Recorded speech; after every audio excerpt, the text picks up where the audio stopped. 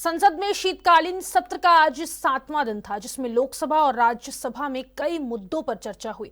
लेकिन विपक्ष के द्वारा संभल, अडानी और मणिपुर हिंसा को लेकर बार बार आवाज उठाई जा रही थी। वहीं आज संभल का दौरा करने के लिए राहुल गांधी और प्रियंका गांधी भी निकले, जिनका दिल्ली गाजियाबाद बॉर्डर पर रोककर वापस किया गया।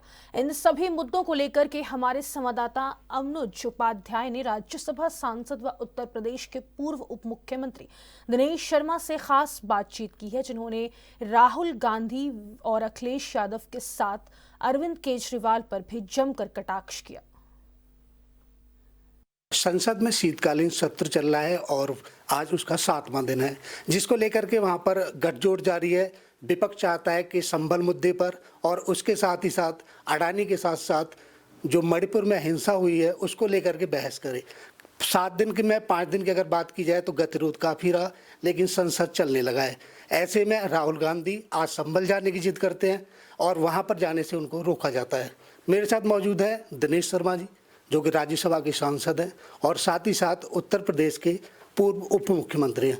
सर, क्या कहना चाहेंगे जिस तरीके से विपक्ष विपक्ष मुद्दाविहीन है और विपक्ष आपस में ही उनकी मतभेद हैं।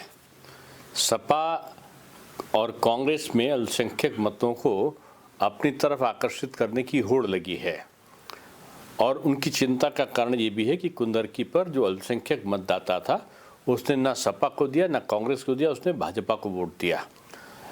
इसलिए दोनों संभल को शांत होने नहीं देना चाहते और इस बात की तस्दीक भी नहीं होने देना चाहते कि संभल के दंगों पे पाकिस्तानी कारतूस मिले हैं, अमेरिकन कारतूस मिले हैं।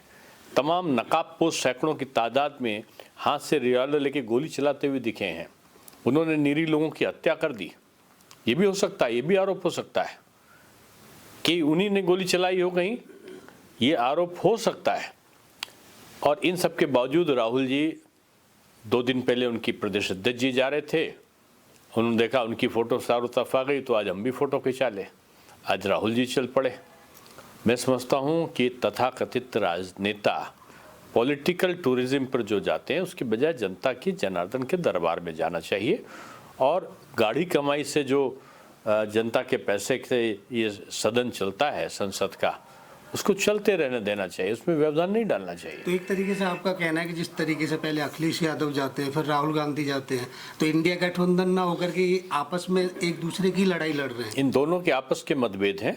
सदन में भी आज आप देखिए कांग्रेस ने बहिष्कार किया, समाजवादी पार्टी और आम आदमी पार्टी, तृणमूल कांग्रेस और डीएमके ने उनके साथ में, कांग्रेस के साथ में बहिष्कार नहीं किया।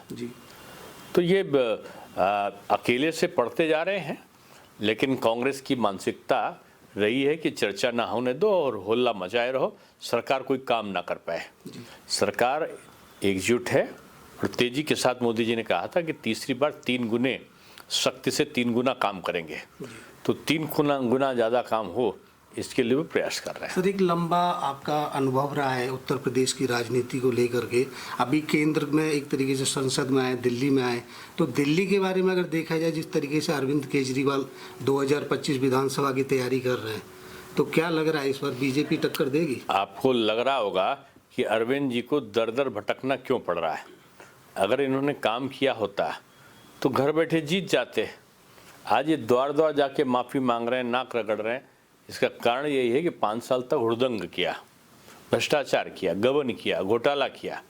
अब 5 साल के बाद फिर वैसे भैंस बना के थोड़ी थोथी घोषणाएं करके, झूठी घोषणाएं करके कि बस आ रही है, ये आ रही है, वो आ रही, जनता को दिग्भ्रमित करना चाहते हैं। मैं समझता हूँ अरविंद केजरीवाल जी के दिन लद गए। अब आम आदमी पार्टी कहीं भी नहीं आने वाली है। सर, विपक्ष का हमला रहता था अधिकतर अरविंद केजरीवाल के ऊपर कि फ्री की रेवड़ी बांट रहे हैं, फ्री की रेवड़ी बांट रहे हैं। अब तो रेवड़ी भी तो नहीं बांटी ना, फ्री की का उन्होंने रेवड़ी पे संवाद कर रहे हैं जगह जगह दिल्ली में। उन्होंने वो भी तो नहीं किया। आज हजारों के बिल आ रहे हैं बिजली के, हजारों के वहाँ कई गुना ज़्यादा आज जल के बिल आ रहे हैं। तो उन्होंने किया क्या? उन्होंने जो घोषणाएं की उसके विपरीत काम किया। सर, शिक्षक के साथ साथ आप शिक्षक हैं और उसके साथ साथ आप राजनीति में हैं, तो यह सब माना जाता है कि राजनीति और शिक्षा तो कितना एक दूसरे में दोनों में समन्वय है? नहीं, राजनीति में पढ़े लिखे लोगों को आना चाहिए जी, जिससे वो समाज की विषम परिस्थितियों का आकलन कर सकें और बगैर भेदभाव के काम करने के लिए उनकी जो कुशलता है, कौशल है, शिक्षा कौशल में समृद्धि करती है। और मैं समझता हूँ कि राजनीति में आज बहुत बड़ी मात्रा में लोग पढ़े लिखे लोग आ रहे हैं, ये अच्छा एक पहल है। अटल जी को आप एक तरीके से आदर्श मानते हैं, तो आज के परिवेश में अगर देखा जाए तो पहले जिस तरीके से सरकार चली थी और अभी चल रहे हैं, अगर अटल जी होते तो क्या और अच्छे से सीढ़ी चढ़ती बीजेपी? नहीं, अटल जी के ही परम शिष्य जिनको कहना चाहिए कि धर्मपुत्र आदरणीय मोदी जी हैं, वो अटल जी के पद चिन्हों पर ही चल रहे हैं। अटल जी की बनाई हुई जैसे शहीद जो पद थे या प्रधानमंत्री सड़क योजना थी, आज प्रधानमंत्री सड़क योजना में 4 चांद लगे हैं, तो उनकी योजनाओं को आगे बढ़ाया है मोदी जी ने। सर, एक मेरा अंतिम प्रश्न है, जिस तरीके से अरविंद केजरीवाल बार बार एक आरोप लगा रहे हैं कि दिल्ली का लॉ एंड ऑर्डर बिगड़ा हुआ है और सीधा सीधा गृह मंत्री का उन्होंने नाम लिया है। उनका बैलेंस बिगड़ा हुआ है जी, जनता के प्रति उनका विश्वास बिगड़ा हुआ है, कानून व्यवस्था नहीं बिगड़ा हुआ है। चुनाव के समय उनको ये सारी चीज़ें याद आएंगी जो केंद्र से संबंधित होगा।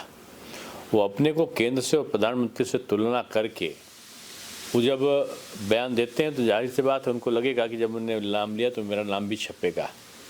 वो जो भी आरोप लगा रहे हैं भ्रामक है।